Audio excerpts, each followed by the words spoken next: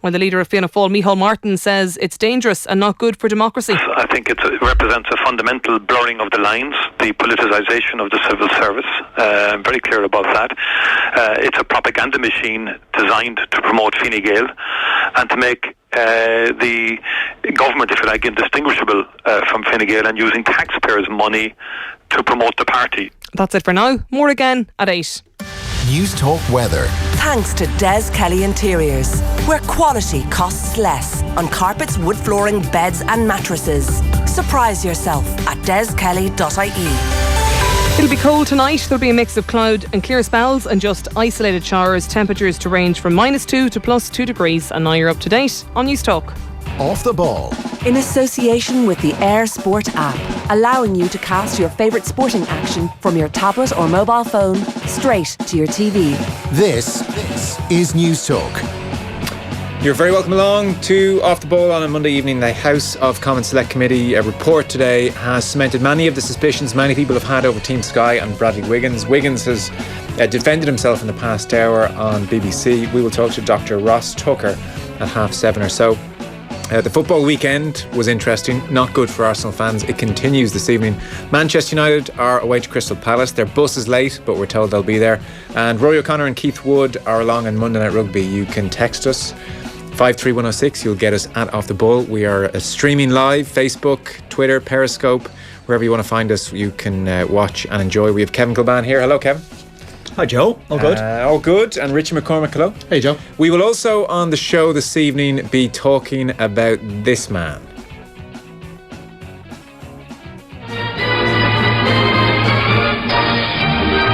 "25-year-old Roger Bannister, third from the left, gets away at the Iffley Ground, Oxford, for the race of his life. For years, he has dreamed of becoming the first man to run the mile in less than 4 minutes, and now, with Chris Brasher setting the pace in front, he's decided that this is the right moment. After 2.5 laps, Brasher gives way to Chataway. Bannister, a superb tactician, has suffered some criticism in the past for adopting his own rather unorthodox training methods, but they're paying dividends now. Despite the slight wind, he's clocking great time.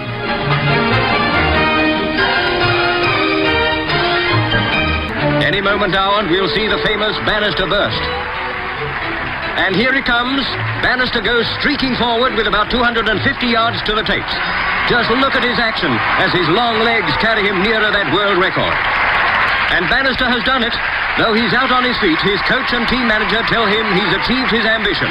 The mile in 3 minutes, 59.4 seconds. A magnificent win for Great Britain. Bannister, a medical student, has clipped Gunderhaug's record by 2 seconds. With disarming modesty, he has this to say about his triumph. Well, all I can say is that I'm absolutely overwhelmed and delighted. It was a great surprise to me to be able to do it today, and I think I was very lucky. Roger Bannister passed away, 88 years old, over the weekend. One of the brilliant moments that obviously the film doesn't capture there because it was a different era and all that kind of thing, but Norris McWhirter was the person who was one of the twins who set up the Guinness Book of World Records, and he was the one who was the stadium announcer for Bannister's sub 4 minute mile. And apparently nobody in the rest of the crowd heard the rest of the time. All they heard was 3 minutes and the rest of the crowd just erupted and it was drowned out. McWhirter was drowned out by the crowd. Such was the scale of the achievement at the time. It was absolutely unbelievable. Yeah, probably peak amateurism in many respects. A completely different time. Bannister retired from the sport that year and went on to become, I knew he was a consultant neurologist. I didn't know he was like a leading consultant neurologist. I mean, he wrote books that people studied. One of these high achieving types. And post-war rationing hadn't ended until July 1954, so Bannister couldn't even have meat. He said post-training food was beans on toast. Kieran Cunningham posted up a picture of his training spikes or his running spikes there, and it's like just like the most primitive things in the world. It just basically looked like a bunch of needles sticking out of a slip of leather. And it almost didn't happen because if it had rained, they couldn't have run on the track. The track turned to mud. It was like a cinder type track. Even the winds were bad. They weren't going to do it for a long time. He worked a shift in St Mary's Hospital that morning.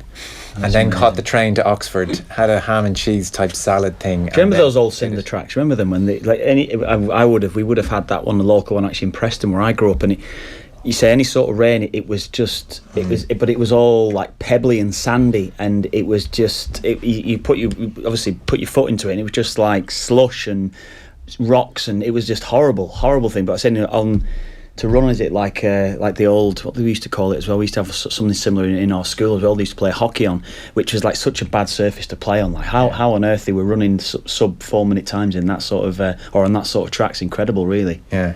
So we'll talk about Roger Bannister at around 8:45 or so. Keith Wood, Rory O'Connor here just after 8 o'clock as usual, and then 7:30 Bradley Wiggins has defended himself on BBC in the last hour. Apparently he's done an hour-long interview with Dan Rowan.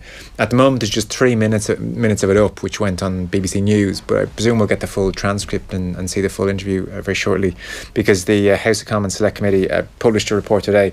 There's nothing massively new in it, as we'll tease out with Ross Tucker, but by the same token it's incredibly damning of everything that's gone on around Team Sky. He's had 9 treatments of that very powerful corticosteroid triamcinolone in 4 years, which people hadn't fully realised. And they're the 9 that we know of, I suppose. There are a few other really interesting things in the report. So we'll talk to Ross Tucker around 7:30 or so.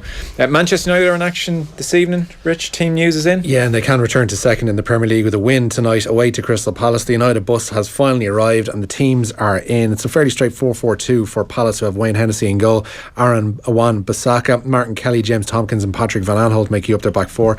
Across the midfield it's Andros Townsend, James McArthur, Luka Milivojevic and Jeffrey Schlupp, with Christian Benteke up front alongside Alexander Sørloth. For Manchester United, they start with David De Gea in goal, a back four of Antonio Valencia, Victor Lindelof, Chris Smalling and Ashley Young. Scott McTominay, Nemanja Matic and Paul Pogba make up the midfield, with Jesse Lingard and Alexis Sanchez either side of Romelu Lukaku. Kick-off at Selhurst Park is at 8 o'clock. Thoughts? Yeah. I'm just looking at Aaron Wan-Bissaka. He's only got 90 minutes Premier League action under his belt, so that's a massive test for him tonight, isn't it? So it's a great one for him that Man United are coming down to Selhurst Park and he's going to get to play against them. So that's a great one from his point of view. I think Palace have just got so many injured problems. I'd look at it overall and I'd think, United would find it difficult to go there and get a result. And I think Palace, how they set up last week against Spurs, will probably play the same sort of way. Look to try and defend deep and contain United. United there, Lingard coming in gives them a little bit more energy, I suppose, in the team. Sanchez up front with Lukaku, and then of course we've spoken so openly about Pogba. We'll look at him this evening. But that 4-3-3, that's the best system to get the best out of Pogba. So it'll be interesting to see how they go tonight. But I think United those two teams look too strong. Yeah. You did co-commentary on the Chelsea game for us yesterday against Man City. Antonio Conte's come out and effectively called Jamie Redknapp stupid for trying to talk tactics and calling the Chelsea approach anti-football. Yeah. How grim was it from a Chelsea point of view? It was very grim. It was a grim watch. So little effort to go and win the ball back, to go and engage, go up against your man. We talk about, of course, creative point of view, yes, but take that aside and chances created, because they created virtually nil throughout, didn't have a shot on target. But when you look at it overall and you think, you need to go up against your men, particularly in the middle of the park, and they just allowed Silva and De Bruyne to dictate play. Off the back of it, Conte can think, it was a success. City only had 2 shots on target themselves, scored from one of those. So I think overall, I would like to see more though from a Chelsea side. It felt like, and I touched on it in commentary yesterday, it felt like maybe a Wiggins side that I would have played in. It felt like a Sunderland side going up against a good side, trying to contain, not the champions going up against the champions elect. Essentially, it felt to me like it was a lower league side, a lower league cup match or whatever it want to be, even a lower Premier League side going there trying to contain. That's what it felt to me, and certainly expect a little bit more from Chelsea. Yeah, it's a sign of how good Manchester City are. Miguel Delaney had it in his London Independent report today that he's heard through the grapevine that a number of Chelsea players were, I think the word was astounded at just how good Man City were up close, and there was just that they agreed with Conte's approach. Like the Chelsea dressing room listened to the Conte rationale and thought, we're with you on this. Yeah, perhaps. I think it's okay. You can throw that out, but you only need to look at them last season. They did double over Man City with. I know they brought. I know it's a different team, different players. But one thing you need to take into account as well that mentally they must have been affected. Chelsea. What's just emerged today, N'Golo Kante that had fainted the day before the game itself. Was it Friday? Sorry, missed to get him. Yeah, he felt ill on the Saturday, didn't he? So he was pulled from the side. And then, of course, David Astori, who was a teammate of Alonso and Zappacosta.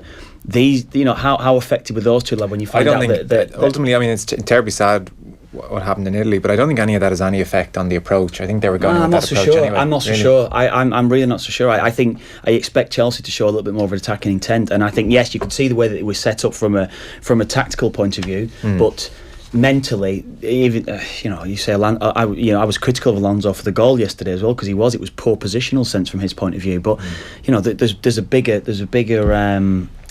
picture here, I suppose. There's a salutary lesson here not to build on a championship winning side. I mean, if you look who they bought, they look like they spent money just to spend it in the past 12 months. You don't think that anybody they brought in the past 12 months has actually built upon what won the league last year. Between the Bakayoko's, Drinkwater, Ross Barkley, who's done nothing there, and even Olivier Giroud to a point. Like they just bought him just because they needed another striker. There's been nothing there they brought in where it looks like they would kick on, whereas Manchester City very much did that in last summer. It highlights, doesn't it? And it's something that I spoke about across the course of last season, and how I rated him so highly. Even if he wasn't scoring, Diego Costa, what a miss he is to that team, because even when, as I said, he wasn't scoring in games at times, and he went on runs even last season where he might go 3 or 4 games without scoring, it was what he was bringing to the side.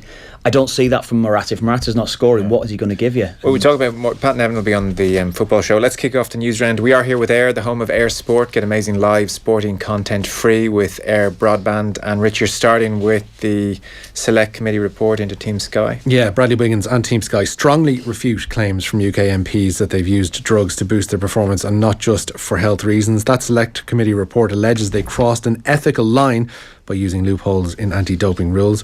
Team Sky boss David Brailsford gave evidence in December 2016 to try and clear up a mystery package sent to Wiggins at the 2011 Dauphiné. He claimed it was a legal asthma decongestant, Flumicil it's called, and it's something that Wiggins repeated in an interview this evening, as you mentioned, with BBC News sports editor Dan Rowan. Not any time during my career did we cross the ethical line. As I've said before, I had a medical condition that I went to a doctor. This has been being treated since back in 2003 when I was diagnosed with it. Through the doctors at British Cycling at that time. This was the treatment that I'd been prescribed for that particular occasion, which was 7 years ago now, and under specialist supervision as well, and in place of the rules of that time, which you were allowed to apply for use for this medication. But it was performance enhancing, right? Try and settle down. Well, it wasn't performance enhancing in the sense that for me it was a case of I had this problem. I'd have asthma attacks, I'd have problems with breathing that were flared up through pollen season, and this was a case of this was an anti-inflammatory drug that was taken in order to prevent that happening, so I could compete on the same level as I'd competed all year and with my rivals. So this wasn't a medication that was abused in order to gain an advantage. So he's talking there about 2012, not so much the Dauphiné, the Jiffy Bag. I'll come back to that in 1 second. He's talking here about the triamcinolone usage, which you don't need a TUE outside of competition. You certainly do in competition. He used it just before the 2011 Tour de France, his 2012 Tour win, the 2013 Giro, and according to the report as well, 9 times across 4 years. So what the report says about this is a very strong drug. And Shane Sutton, who's very close to Bradley Wiggins, obviously has been his trainer for the bulk of his career, he said what Brad was doing was unethical. So completely contradicts what Wiggins just said there, but was not against the rules. And what they say in the report at one stage, page 29, when they talk about the 9 occasions across 4 years, they say in the report today, it would be hard to know what possible medical need could have required such a seemingly excessive use of this drug.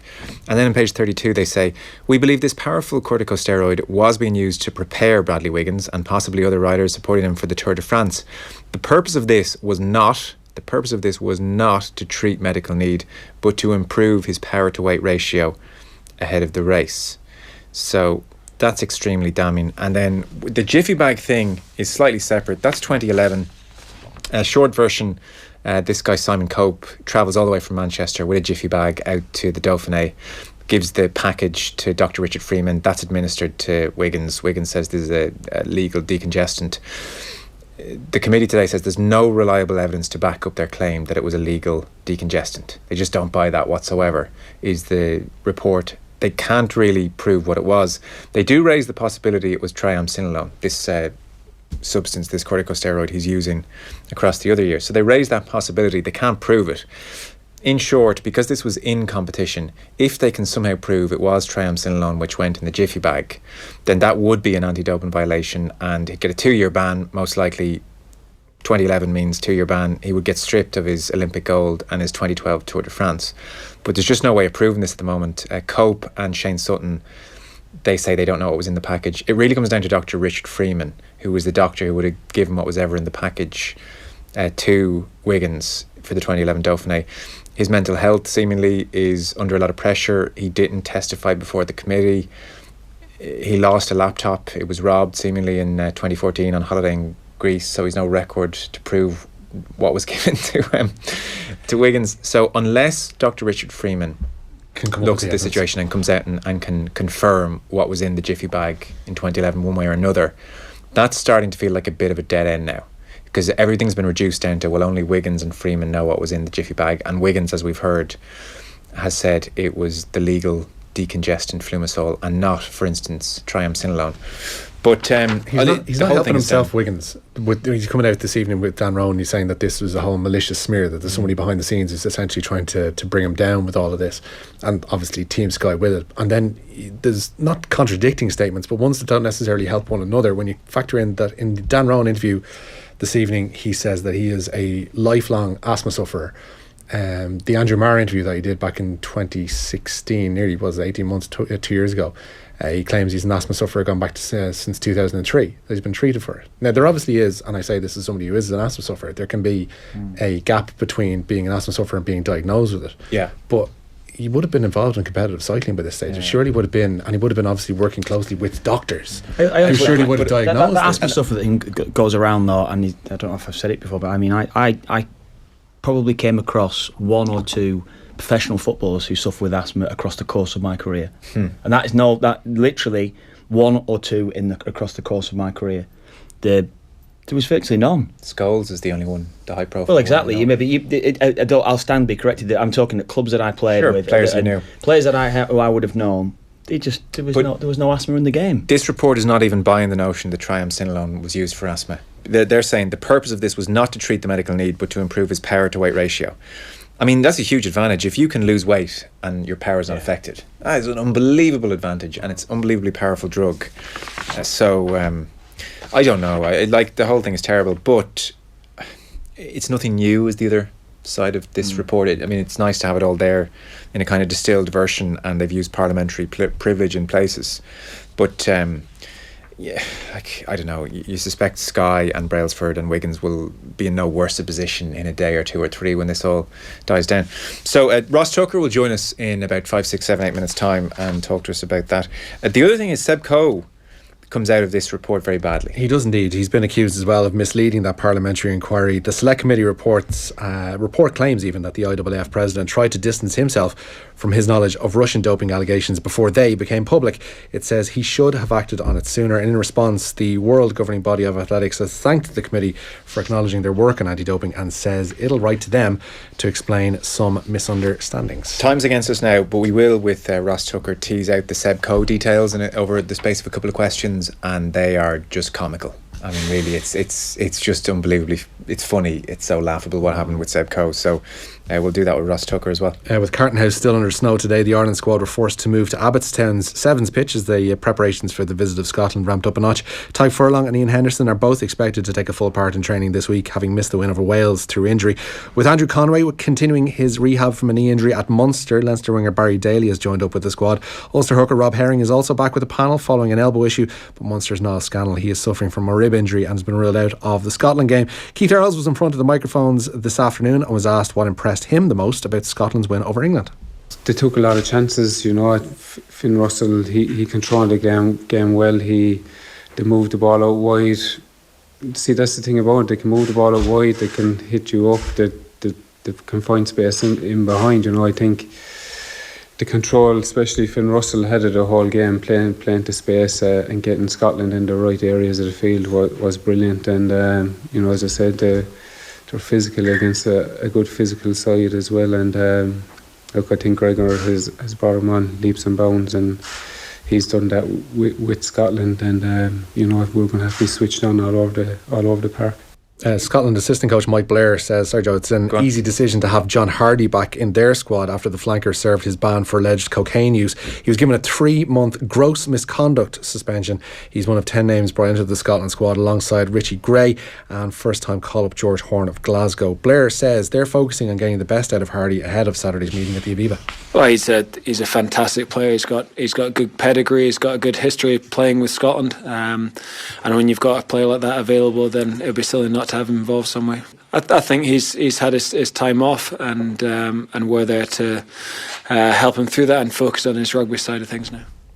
On the Keith Earls point, tantalisingly, without giving us any details, he said that recently he's been working with the magician. Does he like even being called a magician? I don't know. What does he call himself? Is he I don't know. I was going to say an illusionist. Yeah, that's what they usually go for. Keith Barry. Yeah, I know.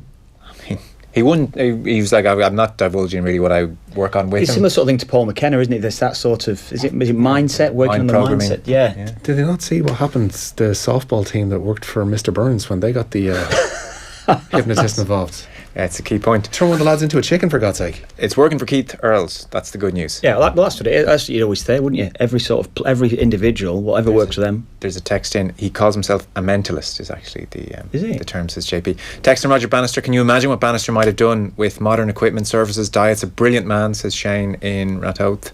And then, hi lads, I recorded the best Premier League goals from 2000-2001. Oh, here we go. Kevin Kilban hopped up no less than twice in that hour. Not bad, says Darren. Darren, fill us in more. Tell us about these own goals. Yeah, tell me about the goals. Yeah, one of them you definitely didn't mean. What was that? Is that the overhead one? It's the overhead, yeah, of course. But did he mean it? Yeah. Shocking. Which commentator said that? Shocking commentary. I can't remember his name. No, you've got his name tattooed on you somewhere. No, it wasn't a commentator. It was the reporter, wasn't it? Yeah, the lad from Sky. Honestly, I can't remember his name. If you didn't see this goal, there's a ball hooked into the area, and it's a free kick. It's a free kick. Yeah, dead ball. And you overhead flick I've got me back to goal. Yeah, and you hook it into the net behind you. Yeah. You throw your leg up at it, and you hook it towards the goal. Yeah. Is that the Dell? Was it? Yeah. It was at the Dell. Yeah. And the commentator says, "Fantastic," but did he mean it? Yeah. No was the answer. No, he actually said what his exact words were. He said, "Not that you remember." No, he says, and he said, and Kevin Kilban scored the goal. It's not like fantastic. He doesn't use any word like that. And he says, but Kevin Kilban actually says he meant it. Like what? What on earth? What on earth was I trying to do then, mate? JP, can we turn that around? Can we give that a whirl? No. That should be on the hotkeys. Leave that, JP. That should be on. Why is that on an intro? That should be on a sting. Yeah, Keith Wood apparently met Bannister about 10 years ago, so we'll ask him about that after 8 o'clock. So there we go. As Kev mentioned there, N'Golo Kante reportedly fainted after Chelsea training on Friday. The French international midfielder missed yesterday's defeat to Manchester City, but did travel with the squad. After slumping in the dressing room in Cobham on Friday, Kante was taken to hospital for a battery of cardiology tests, which all thankfully came back clear, and he did train with the squad today. Italian prosecutors say that Fiorentina captain Davide Astore may have been the victim of manslaughter. The 31-year-old Italian international was found dead at the team's hotel in Udine yesterday morning. An autopsy has been scheduled for tomorrow with no cause of death ascertained as of yet. Pep Guardiola, the Manchester City manager, has accepted a Football Association charge for wearing a yellow ribbon in support of imprisoned Catalan politicians. The FA sees it as a political symbol, but it's thought Guardiola doesn't agree, and City have pointed to the FA's poppy stands in comparison. It's understood the club are also unhappy with inconsistency, as UEFA's rules don't stop Guardiola wearing it during European games. Yeah, it seems Guardiola's going to keep wearing it. He certainly hasn't said otherwise, has he? Yeah, he hasn't said otherwise as of yet, so he respects, he's observing the decision rather than respecting it. Okay, let's remind ourselves of what I think is some of the most insightful reporting I've heard in some time. Sunderland then scored, and what a goal. Kevin Kilban claimed afterwards he meant it. It was an incredible strike. What an arse. You can't say it's an incredible strike if there's a question mark over meaning it. It's a complete fluke. It's embarrassing. Or it's an incredible strike. You can't cast doubt over it and call it an incredible strike. I understand. I'm not being funny. Anyone that's ever seen it, you are being if you have seen it. No, well, it's not. But what on earth was I trying to do? Do you know what I mean? Though, trying to hook it back into the box and try and give somebody else another second chance. If I'm 25 yards out, fair enough. But I'm 16 yards out. Calm down, Kev. Jesus. Honestly, it's just a vein coming out the middle of your forehead. Yeah, it is. Yeah, God, it's ridiculous. But you forgot you're over it, though, right? Yeah, I forgot until I hear that. Until I hear your man talk. Ian Payne. Ian Payne. Get Ian Payne on the line. Yeah. Get him up. Yeah. We want a word with Ian Payne. Bloody hell, that's outrageous. Definitely. Get him on the phone now. It's It's okay. But the fact that actually he says Kevin Kilbane later claimed you meant it. Yeah. He meant it means that. And what a goal! And then he actually contradicts what he's saying, and then contradicts himself again. Sure, yeah, but that means someone had to ask you if you meant it. Did Ian Payne himself have the brazen neck to come no, up? He would have been probably back in the Sky studio reporting, just doing the voiceover. Couching away. Yeah. So how did he know? But you must have been asked if you meant it then. I must have been. I don't remember. Those guys sitting there with their machines making their That'd judgments. have been the local, and maybe the Sunday papers probably asking the question. I would imagine, yeah. That's terrible. I mean, it's a genuine objectivity here. Come on. There's nothing else you could have been trying to do. It's as obvious as anything what you're trying to do. I can't believe they even said, "Did you mean it?" It's a disgrace. I'm still not having that. That wasn't a shot at goal. No, come on. No. Come on. Are you serious? I'm serious. Honest to God, that's embarrassing. Don't try and wind him up. I'm not trying to wind him up. What was he trying to do? Much as the arms are folded and the vein is popping here. Can you tell me what I was trying to do? You're trying to hook the ball back across the box. Oh, right. Rich. Watch it back then. Watch it back. If it's back across the box, I'm about 16 yards out. Gladly make this terrible television. That is up my phone. I'm 16 yards, Rich. Rich, come on now. If I'm trying to, I'm out wide trying to hook it back into the box. Or back It's nice that it means a lot to you. Clearly, like fair play. No, it doesn't. But, It doesn't at all. But that's the one that Tommy showed last year, didn't he? Tommy played it out last year, I think, wasn't it? Are you being serious, or are you just trying to make Kev look silly? 100% serious. Oh, ridiculous, Rich. That's where you embarrass yourself. Stick to music. I think he's taking the piss. No. Right. The atmosphere's turned in here. It's difficult. Yeah, it's all this man here. Dublin and Kerry's Alliance Football League meeting has been rescheduled for this coming Sunday at Croke Park. The Division 1 meeting will have a 4 o'clock throw-in time. At 2 on Sunday, Kildare welcome Mayo to Newbridge, while Galway's meeting with Monaghan has a 12:30 start, as it's the first part of a double bill in Salt Hill. Following it will be the summit meeting in Division 1B of the Alliance Hurling League between Galway and Limerick. Elsewhere in 1B on Sunday, Laois face Dublin, while Offaly take on Antrim. Division 1A leaders Wexford go to Kilkenny on Sunday, with Clare making the trip to Welsh Park for a meeting with Waterford, and Tipperary they'll face Cork at Semple Stadium. All those Division 1 hurling games throw in at 2:30. The refixed action actually begins on Saturday evening with the Division 1 football clash of Tyrone and Donegal in Omagh, where there's a 7 o'clock start, and at the same time in Division 2 Cavan welcome down to Kingspan Breffni. Richie, thank you. That's our news round done for this evening. 8 o'clock we'll be talking rugby with Keith and Rory O'Connor. We'll be talking about Roger Bannister around 8:45. Pat Nevin, always brilliant, will be on the football show after 9. But up next we talk to Dr. Ross Tucker about that select committee report into Team Sky and Bradley Wiggins. That is all on the way. Sunderland then scored, and what a goal. Kevin Kilbane claimed afterwards he meant it. Off the Ball on News Talk. In association with Eir. Don't miss live Allianz League's GAA action this month on the Eir Sport Pack, the home of